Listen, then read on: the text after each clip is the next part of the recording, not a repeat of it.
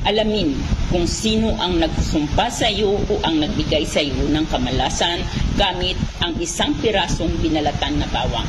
Kumuha po lamang ng isang pirasong bawang at balatan ito. At pagkatapos ay iguhit mo ng 3 beses ang cross sa iyong palad. 3 beses pong cross sa iyong palad. At pagkatapos habang nagkukross ka sa iyong palad ay humiling ka. So halimbawa, kung sino man ang nagbigay sa akin ng sumpa, papasok ka sa aking panaginip. Hindi mo na ako masasaktan, hindi mo na ako masasaktan kailanman, at lahat ng sumpa at kamalasan na iyong ibinigay sa akin ay ibabalik ko sa iyo. Pagkatapos po, ang gawin po ninyo sa bawang na ito ay ilagay mo ito sa ilalim ng iyong tulugan.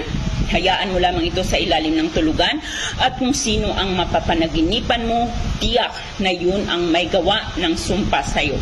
Pagkatapos po ng 3 araw, kuhanin mo ang bawang sa ilalim ng inyong tulugan, ibaon mo ito sa lupa, at ang sumpa na nakadikit sa iyo ay babalik sa taong may gawa nito sa iyo. Gawin po kahit anong araw, lalong-lalo na sa gabi.